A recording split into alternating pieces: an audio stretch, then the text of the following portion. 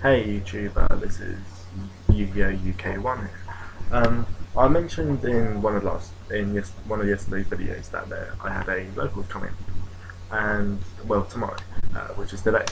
So I'm just going to briefly go over what happened, and then go on to some thoughts that were brought up during the day. So I ended up I didn't have all the stuff for Rabbit, unluckily, because I want to test the deck, but so I decided on what deck that I feel most comfortable with, that isn't Grab, that am already comfortable with, which is Hero Live Glads. Unfortunately, I was only able to get one Hero Lives, which kind of sucked, so I just basically used GBs over Hero Lives in it. It still worked alright, so round 1 I versed a random deck, which I 2-0'd, same for the second round. Round 3, it was a lunch break between round 2 and round 3, which obviously wasn't very long, because when I came back, I'd already got a game loss, and I hadn't even eaten my food yet. I just come back with the food. So got a game 1 loss. It was against my mate who was using anti-meta. So game 2 I won, and then game 3 he came on the better hand, which was so it was only my first loss. So I was like, I can still win out really. So round 4 I versed Plants, which I 2-0'd, and then in round 5 I versed my mate using Karakuri, which I 2-0'd. So then I got to the top 8, which I better start with, and I was like, yes, this is like a good matchup, because for all the time I've played Grab Beast, I've never really had a problem with Dark ones, even though Grapple is a bit retarded. So it started off with him opening nuts game 1, fair enough, not much you can really do to that. And then game 2, me basically winning out because Thunder King did what it did. And then in the third round, it was grinding with him having knowledge of what I had, and then basically whenever I needed a monster, basically I had a bunch of turns to top of a monster, and it was War Chariot, Starlight Red, and then I finally got to Marmelo, and by that point I'd blocked him into snow to stay alive. Luckily, so I summoned the Marmelo, hit the snow, and then tagged into. I went into a quest to get the +1, but thinking back on it, I maybe should have wanted to Hoplonus for the defense. He had the reborn, but I don't think there was anything at this point that could have done an impact. So it could have made me stay in the game and then later on win. But oh well. You win some, you lose some. So my friend Thomas went on with Dark World to end up winning. Um, I had a talk to him after the event on what his thoughts on Dark World was, but as he's been playing it for quite a while now. He brought up one point that it's a good deck, admittedly, but he wouldn't he would find it too risky to play in such a high amount event, which is fair enough. People have complained about the amount of the Dark World hand being a bit dead sometimes. We also then talked about Dark Smog and what impact that will be, because it's a bit iffy. No one 100% sure knows whether that bowl would do well, unlike in Columbus. Um, he mentioned that it's a very good card, but it's not always drawn, so it's not guaranteed to always help out. One of my friends then mentioned about MST, and that if you just MST it, then it won't even do anything.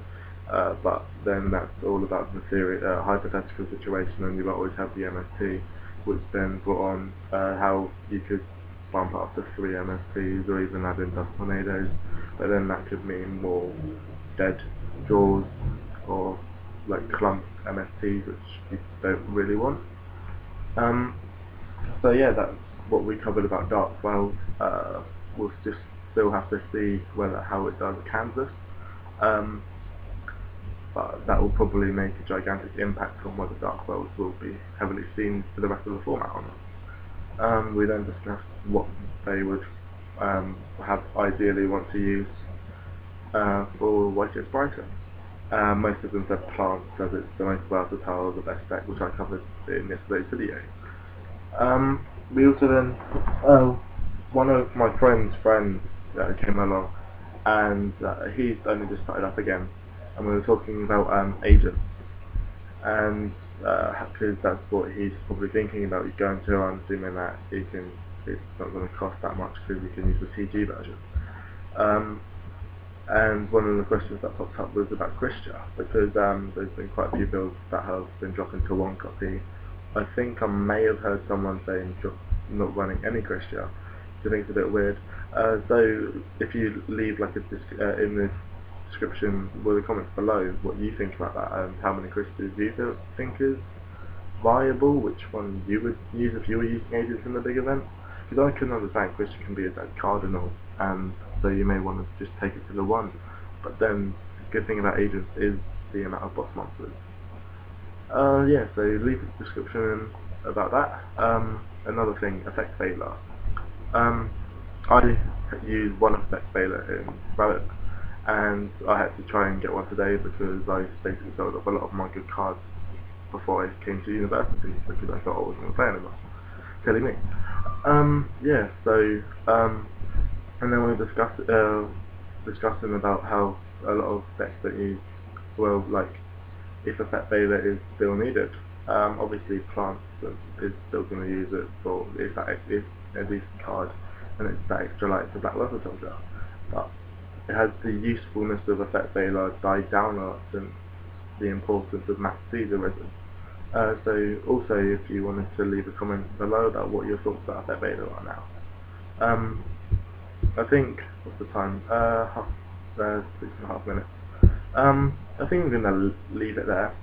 What I found quite interesting is recently, well, not yesterday, Adam Korn finally posted a video on his YouTube and gave his build of Rabbit, which I thought was quite interesting as our monster lineup are one card difference, which is he uses one more effect failure than I do, and I don't. So he uses 2 Veilers and 2 Nazis, and I use 1 Veiler and 3 Nazis, which I thought was quite interesting. So I'll probably leave a link in the description on his link to his channel if you wanted to check that out.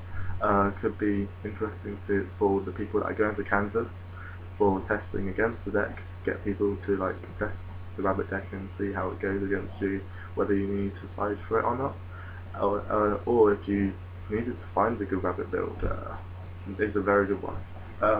Mine's a bit different, but it's it will probably be like a standard build, what you see as I'm using, so yeah, I just thought that might help.